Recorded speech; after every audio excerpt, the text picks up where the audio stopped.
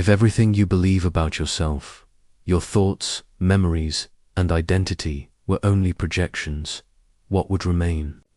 This is not just a mystical question. It is one of the great puzzles of modern science. Neuroscientists like Michael Gazzaniga have shown that there is no single self-center in the brain. Instead, the sense of I emerges from multiple distributed systems: sensory integration, memory, emotion, and language, working together to produce what feels like a coherent identity in psychology. This identity is often referred to as a narrative self, a story the brain tells to maintain continuity. But what if that story is just that, a story? 800 years ago, the Sufi philosopher Ibn Arabi made an even bolder claim. What you call yourself doesn't truly exist. It is a temporary image in the mirror of divine consciousness, a reflection mistaken for a thing. Here lies the paradox. The self must appear to exist in order to discover that it does not. Modern psychology calls this the illusion of identity. Ibn Arabi called it the veil, the necessary mask between the human and the real. In modern life, identity is built outward through job titles, appearances, achievements, and social recognition. The more externalized identity becomes, the more fragile it is. When a career collapses, a relationship ends, or social approval fades, people report a sense of inner disorientation, as though the self they were defending suddenly evaporates. From a psychological perspective, Don McAdams describes this as the narrative self, the internal storyteller, that arranges memories and values into a coherent story of who I am. Cognitive dissonance ensures that this story resists contradiction. In neuroscience, Benjamin Libet's experiments revealed another unsettling fact. The brain initiates decisions milliseconds before conscious awareness. In other words, I decided is often a post-event rationalization. The feeling of being the author of action is partly retrospective. The modern individual then lives divided, performing identity maintenance while sensing its fragility. The result is chronic anxiety, over-identification with roles, and emotional exhaustion. Ibn Arabi diagnosed this centuries earlier. He argued that the human eye is not the author of its actions, but a perceptual interface, a window through which the divine reality expresses itself. The illusion of personal control, he said, is both the source of our suffering and the key to awakening. Ibn Arabi, often called Al-Sheikh Al-Akbar, the greatest master, developed one of the most sophisticated ontologies in intellectual history. In monumental works like Futuhat al-Makir and Fusus al-Hikam, he proposed a vision of reality in which only the real truly exists. Everything else, including individual selves, is a mode of divine self-disclosure, a reflection of unity through multiplicity, his central principle. Wadat al-Wujd, or the unity of being, asserts that existence is one continuum, while individuality is functional appearance within it. The self is not a separate origin, but a reflective interface that allows the real to know itself through differentiation. Modern cognitive science surprisingly converges on this view. Consciousness today is understood as emergent, not a fixed entity, but a process of dynamic self-modeling. Ibn Arabi described this centuries earlier. Consciousness is the real, and what we call self is its temporary mask.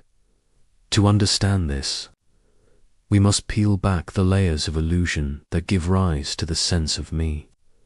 Ibn Arabi described the ordinary human self as al-nafs, or wamia, the imagined self. It is sustained by memory, imagination, and perception, not by any independent substance, from a neuroscientific standpoint. This corresponds with Carl Friston's predictive coding theory, which posits that the brain constructs reality through probabilistic prediction rather than direct observation. We live in an internally generated simulation that updates with each sensory input. When you recall your past self, you are not retrieving a stored object, but reconstructing a pattern. Studies in cognitive psychology show that memory is reconstructive, not photographic. Each act of remembering subtly alters the memory itself. The insight is striking. The self is a model, not a being. It is an adaptive simulation that enables consciousness to navigate the field of experience. In Ibn Arabi's language, it is a necessary form, but not the essence of reality. Ibn Arabi compared existence to a vast mirror in which the divine gazes upon its own reflection. The human being, he said, is that mirror. The illusion of selfhood begins when the mirror mistakes the reflection for itself. What we call I is the image in awareness, not the awareness itself.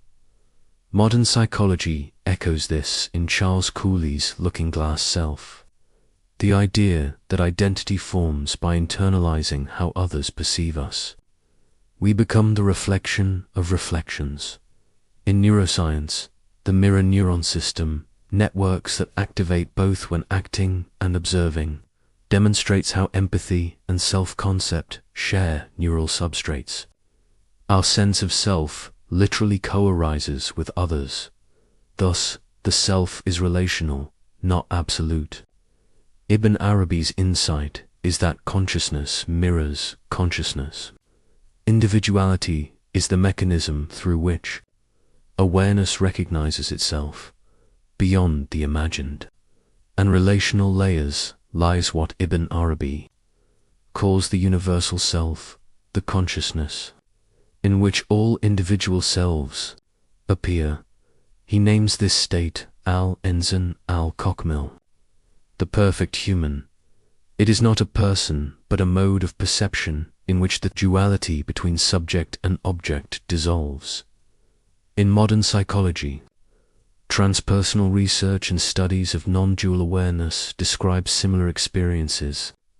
During deep meditation or flow states, the brain's default mode network, responsible for self-referential thought, shows reduced activity. The sense of an isolated self weakens, replaced by openness and unity. This is not metaphysical speculation. It is phenomenal. Awareness reveals itself as universal, while individuality becomes transparent, like a window through which the light passes. Ibn Arabi writes, "The real sees himself in every form, yet none of these forms contain him. The real you is not the person observing, but the awareness that makes observation possible." Perhaps Ibn Arabi's most radical claim is the doctrine of Tajaddud al-Khalq, the continual renewal of creation. According to this principle, existence is not static but recreated at every instant. Continuity is a perceptual illusion produced by memory and expectation. In physics, this view finds resonance in quantum theory, where reality at the smaller scale exists as dynamic probability rather than fixed substance.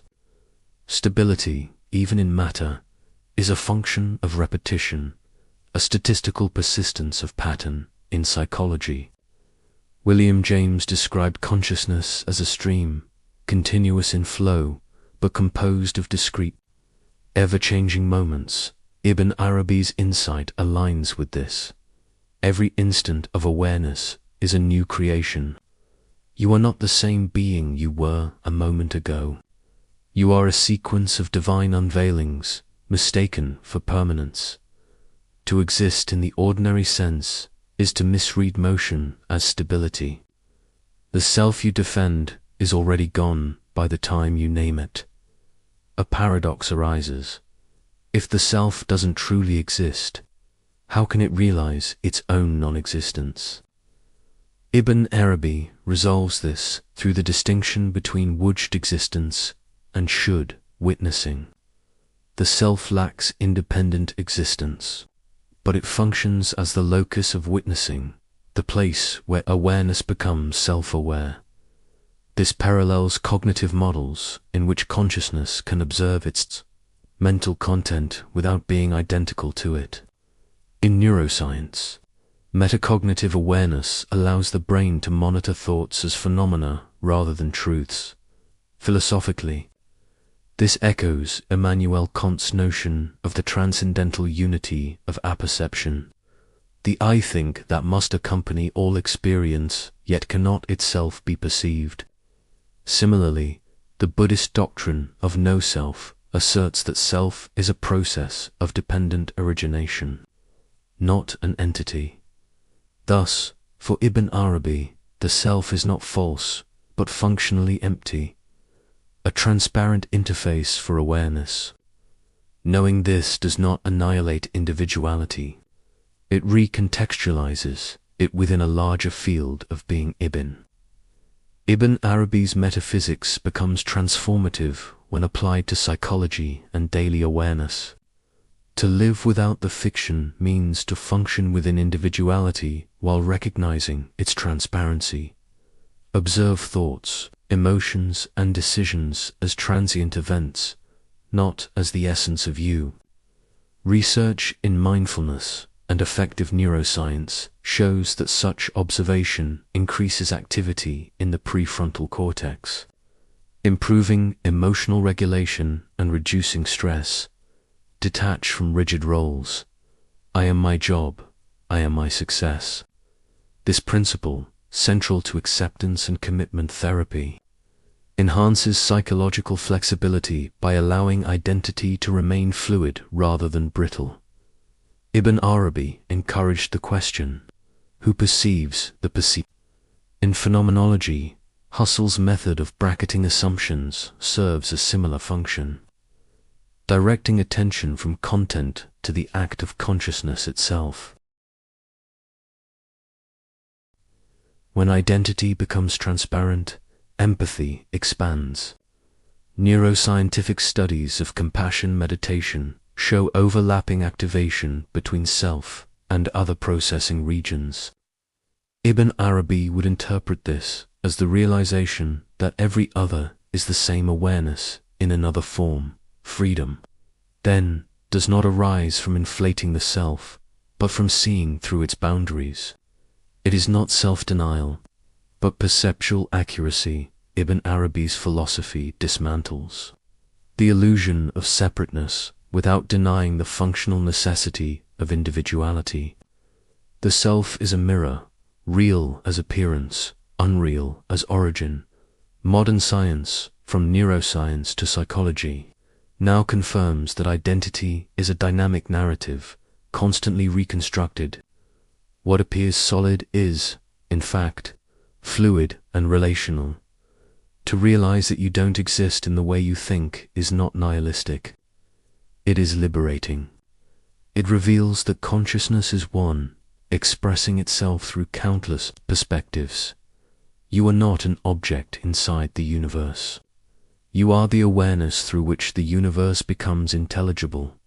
The self you defend is only a shadow, the one who sees the shadow that is the real.